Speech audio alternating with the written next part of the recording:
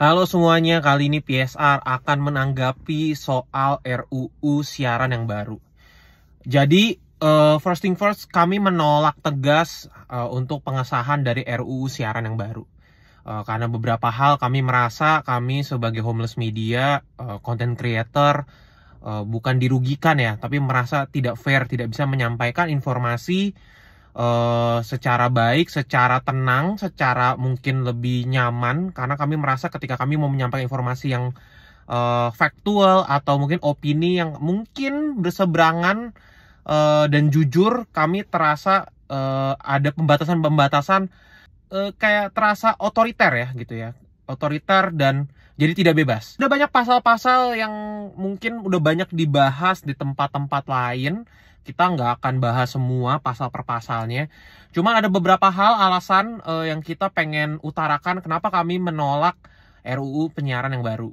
Yang pertama adalah kami sebagai media film sangat dirugikan karena kami jadi nggak bisa nonton film dokumenter. Menurut RUU Penyiaran Pasal 50B ayat 2, standar isi siaran huruf C, tayangan eksklusif jurnalisme investigasi menjadi salah satu konten yang dilarang. Nah, pertanyaannya apa urusannya nih film sama konten jurnalisme investigasi gitu? Jelas berhubungan, karena konten jurnalisme investigasi itu berkaitan sekali dengan yang namanya film dokumenter.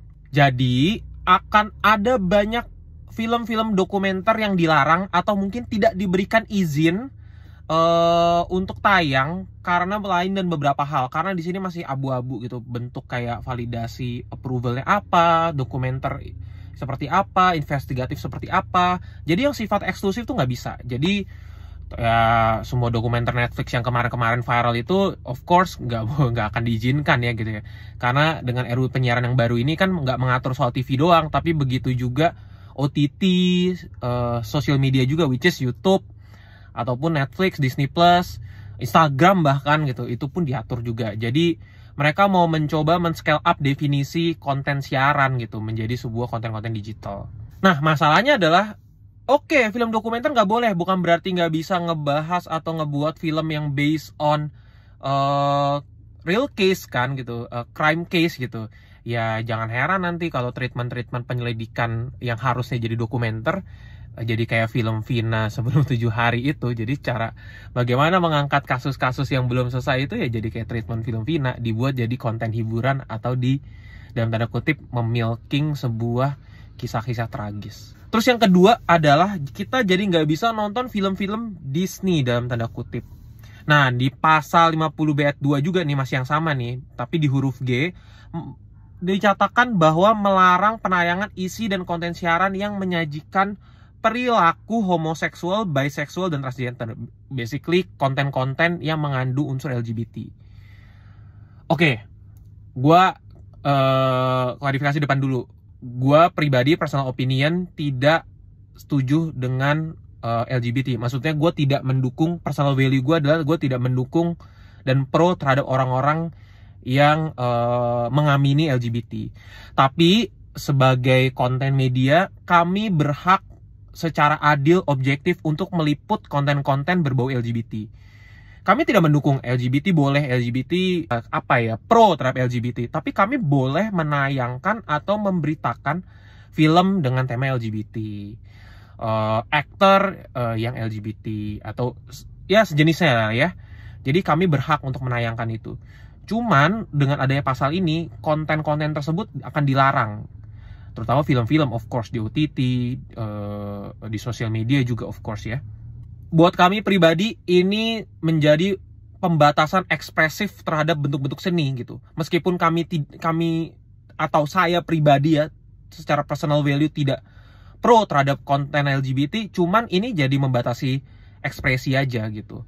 Sehingga bayangin mungkin untuk kaum-kaum tersebut aja dibatasi ekspresinya, gimana nanti ada hal-hal mungkin value-value lebih krusial jadi nggak bisa kita bahas gitu.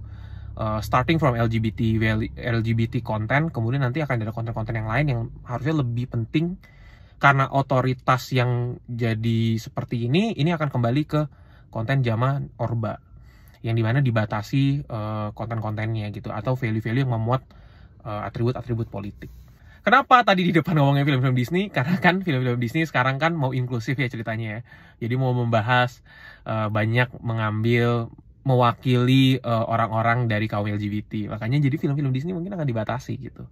Bukannya kami nggak setuju dengan konten ini, mungkin lebih di definisikan lebih jelas kali ya LGBT yang seperti apa. Apakah cuma sekedar menampilkan langsung dilarang total, atau memang film yang mendukung pro. Mungkin kalau film yang mendukung pro atau memberikan message-message pro, oke lah gue setuju. Tapi kalau cuma memuat, ya kan nggak bisa gitu. Factualnya memang ada kok di sekitar kita, dan apa salahnya kalau konten itu memang ada selama tidak dimuatkan message-message bahwa itu pro gitu, film-film yang pro terhadap konten tersebut.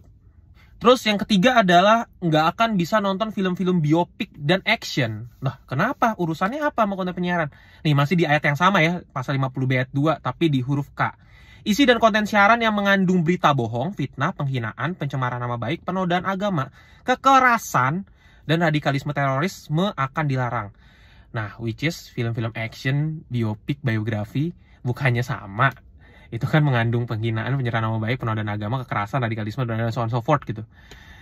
Based on true story itu juga.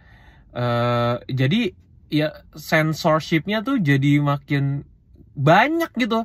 Tapi gue ngerti sih maksudnya poin ini. Sebenarnya konten-konten sosial media mungkin maksudnya mau dibatasi nih, kalau ada memuat hinaan, penyemaran, kekerasan, bla bla, so on so forth, itu harusnya dijaga. Cuma karena definisi dari setiap pasal-pasalnya, penyampaian kalimat-kalimat yang gak jelas, akhirnya jadi pasal karet, jadi berbahaya banget gitu. Jadi membuat film-film tersebut jadi nggak bisa tayang gitu. OTT dengan film action mengandung kekerasan nggak boleh tayang. Jadi banyak hal yang abu-abu banget. Menurut gue ini sih perlu direvisi. Terus yang keempat adalah tontonan Netflix jadi masuk radar pemerintah ya. Jadi pemerintah memonitori konten-konten OTT, nggak cuma Netflix, tapi in this case kita bahas soal Netflix dulu ya. Harusnya KPI itu punya undang-undangnya sendiri, punya aturannya sendiri. Terus konten-konten digital pencemaran nama baik itu harusnya masuk UU TE gitu. UU penyiaran yang baru ini membuat kayak jadi nggak jelas ini mau masuk yang mana nih, kayak saling tumpang tindih gitu loh kebijakannya. Sehingga membuat RUU penyiaran ini membuat KPI jadi lebih berkuasa terhadap konten-konten digital. Mereka berhak menjangkau yang awalnya cuma TV sama radio, jadi OTT juga, YouTube juga, sosial media juga, Netflix juga. Jadi di pasal 1 ayat 9 dan ayat 17 ini menyatakan bahwa penyelenggara platform digital, penyiaran, atau lembaga yang menyelenggarakan konten siaran masuk dalam wewenang KPI. Dampaknya adalah film-film Netflix yang explicit content akan disensor dengan gayanya KPI, blur, atau mungkin malah nggak layak tayang kalau nggak mau dipotong scene-nya gitu. Dan yang terakhir adalah nggak cuma OTT, nggak cuma YouTube, tapi content creator, which is orang-orang kayak kita, PSR. Itu pun juga akan dipantau pemerintah. Sounds like zaman Orba ya. Again, kenapa disebut content creator? Memang tidak spesifik dibilang kreator konten, cuma di poin-poin tersebut menyatakan bahwa konten berbau audio maupun visual. Jadi which is ya content creator, audio visual, video, dimana konten-konten yang mengandung unsur kekerasan, rokok, mistis, narkotika, dan gaya hidup negatif akan disensor. Ya, which is konten-konten berburu setan disensor, konten-konten nge-vape disensor, konten-konten film-film action atau adegan stuntman disensor, konten-konten gaya hidup negatif ya apa gitu, itu juga definisi juga nggak jelas disensor. Jadi mereka berhak nih, kalau mereka menganggap menyampaikan opini secara benar seperti ini adalah gaya hidup negatif, mereka berhak menyensor konten ini gitu, karena dianggap tidak mendukung pemerintah misalnya, atau dianggap bisa menimbulkan kegaduhan gitu. So PSR menolak tegas untuk pengesahan dari RUU penyiaran yang baru. Hopefully dengan adanya video ini akan mendukung teman-teman kreator yang lainnya untuk bisa mengkampanyekan konten RUU penyiaran yang baru. Ada link di caption di bawah nanti, itu ada petisi yang mungkin teman-teman kalau setuju sama kita ya, supaya kita juga bisa bersuara tentang film, tentang media film, apapun itu, tentang kritik-kritik terhadap film Indonesia maupun luar. Harap untuk isi petisi di bawah, supaya mereka mendengar ada revisi-revisi yang baru juga, atau mungkin lebih clear lah maksudnya tuh kayak gimana gitu. harapannya sih tolong ajak stakeholder, ajak end user, ajak pelaku-pelaku industri juga yang lebih ngerti. Jadi jangan Komisi 1 nih jangan bikin-bikin rancangan undang-undang tapi nggak ngajak-ngajak expert-expert, atau expert-expert yang diajak juga expert yang udah ketinggalan zaman ya. I don't know gitu. Please enlighten us gitu. Ajaklah gitu pemangku-pemangku kepentingan yang memang di industri gitu. Jangan kita jadi berpikir negatif, jangan membuat aturan-aturan yang membuat kita jadi berpikir negatif. Dengan ini PSR punya stances untuk menolak RUU penyiaran yang baru. Thank you udah nonton Play It Don't Stop Just Rewatch.